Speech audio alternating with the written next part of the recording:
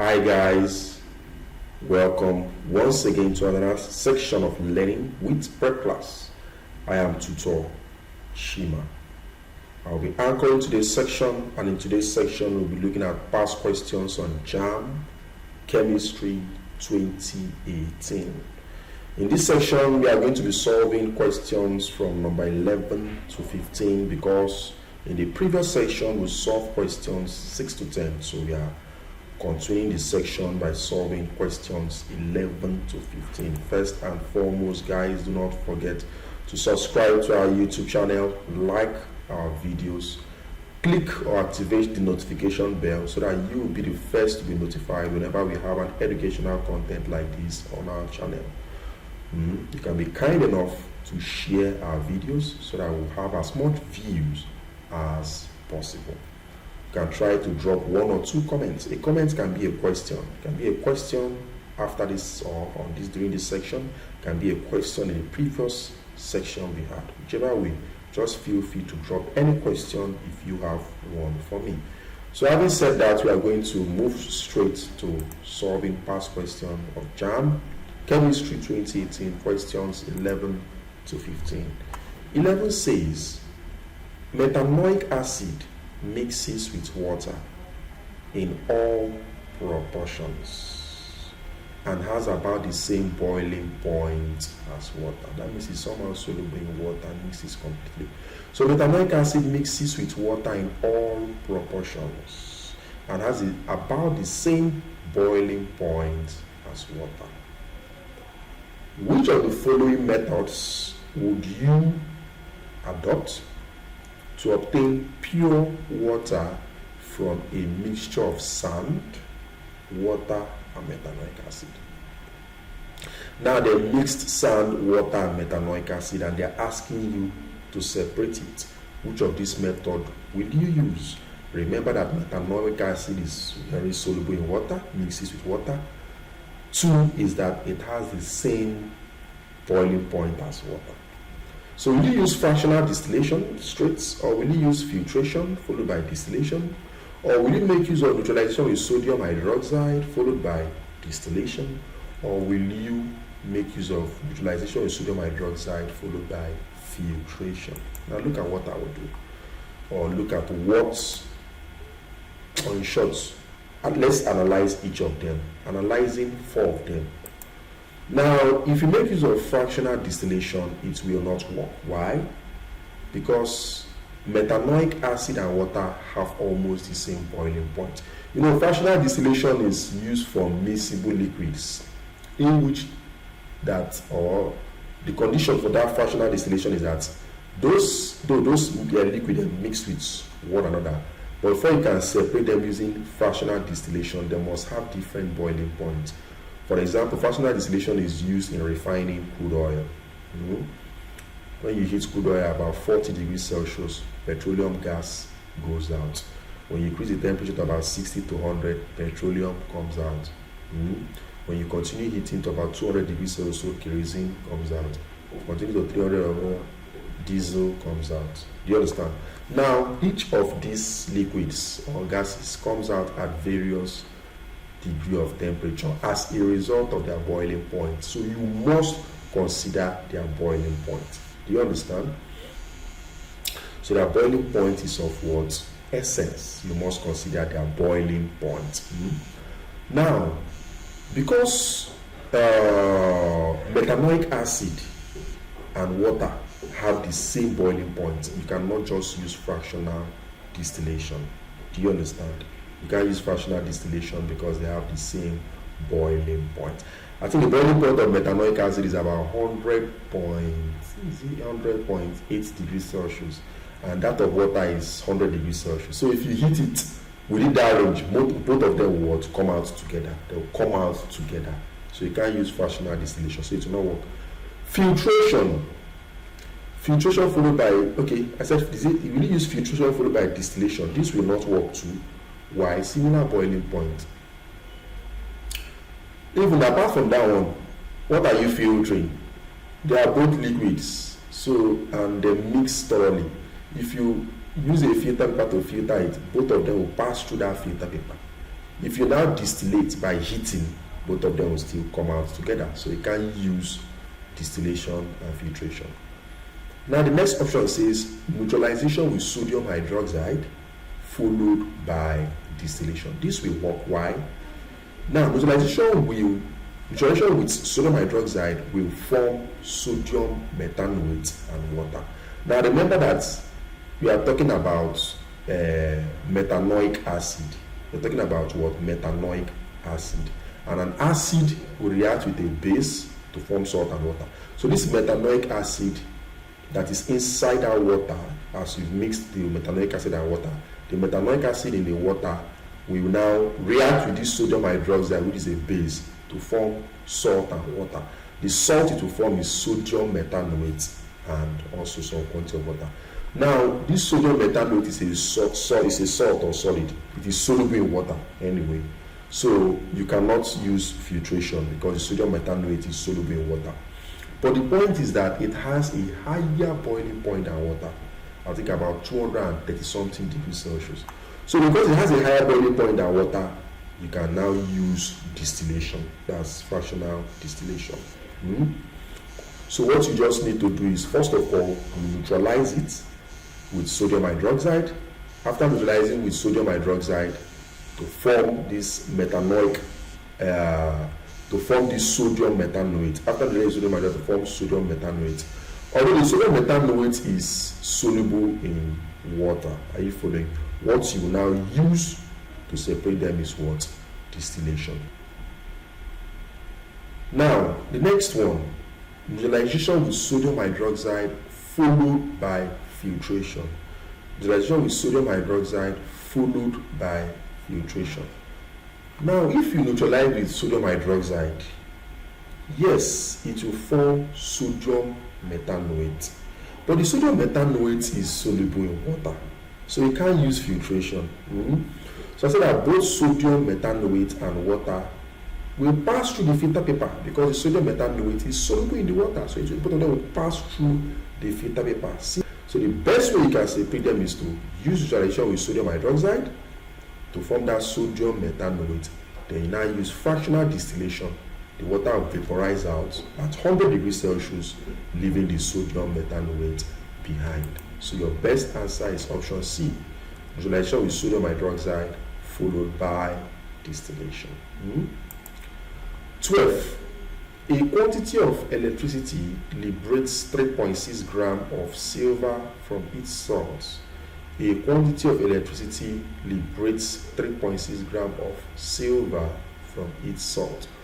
What mass of aluminium will be liberated from its salt by the same quantity of electricity? Now, a certain quantity of electricity gave out 3.6 grams of silver from silver salt. So, what quantity of, or what will be the mass of aluminium that same quantity of electricity will not give? Is it 2.7 grams? Is it 1.2 grams? Is it 0.9 grams? Is it 0.3 grams? Let's see. Now I use this formula that says M equals EIT over farad. It's a formula I just invented that helps me solve questions on electrolysis easily. M equals EIT all over F. Now M is the mass of the element deposited. E is the atomic mass of the element deposited, this E. I is current in amperes, T is the time in seconds, and F is Faraday. So now, quantity of electricity is usually given as IT, that's current times time. Quantity of electricity is current times time, and is a coulomb. This F is Faraday and is equals to 996,500 coulombs. 1 Faraday equals 96,500 coulombs. Now, from this formula, M equals EIT all over F. If we make IT the summate of formula by cross multiplication and dividing both sides by E, we'll get IT to be equals to MF all over E. If we make IT the summate of formula, we'll get IT equals MF all over E. That is, remember that IT is Q. Q equals IT. So I'll now replace this IT with the Q to give this. So my Q is now MF over E. mf over E. So that's the formula I'll use the quantity. That's the formula I'll use to find the quantity of electricity that liberated this 3.6 gram of silver. So I'll now use Q equals mf over E. Now remember that silver, Ag, we accept one electron from the cathode and be given off as silver solid. So they are supposed to put Ag plus. It's supposed to be plus. It's a mistake, the Ag plus, but I'll correct that in your PDF file, the PDF of this material. This is supposed to be Ag plus. So Ag plus, we accept one electron from the cathode to be liberated as silver solid. So because it will accept one electron, that one electron relates to 1 Faraday, 1 Faraday. So from your formula that says Q equals mf over E, Q because m, the mass, which is given 3.6 gram, times F, because Q is mf over E, so the mass 3.6 times F, 96,500, all over atomic mass of silver is given in the question. Atomic mass of silver is 108, aluminum is 27, so we'll now use silver, so all over 108. So if you do this, you get 3,216.667 coulombs of electricity. Now this same coulomb of electricity will liberate a certain mass of aluminum. Let's find out. For aluminum, sorry, another mistake, this is supposed to be Al3 plus. I'll change that in your listing. It's supposed to be Al3 plus. Accept 3 electrons and be deposited as aluminum solid. So because it will accept 3 electrons, this is supposed to be 3 Faradays. 1 electron, 1 Faraday, 2 electrons, 2 Faraday, 3 electrons, 3 Faradays. So using M equals EIT over F, which was the initial formula I gave you. So M equals EIT over F. We are looking for the mass of aluminum that will give this same, that will be liberated from this same quantity of electricity. So M becomes 27, which is the what? Atomic mass of aluminum. Using M is EIT over F. 27, which is the E for aluminum, times IT is the quantity of electricity. Remember that Q is equals to IT. Q is equals to IT. Q is equals to IT. So that becomes M becomes EIT over F. That's 27 times the quantity of electricity, 3216.67, all over F, 3 Faradays. This will be 3F. This F becomes 3F. So that becomes 3 times 96,500. That will give you 0. If we multiply this and divide by this, it gives you 0.3 gram. So our correct answer is 0.3 gram. 13.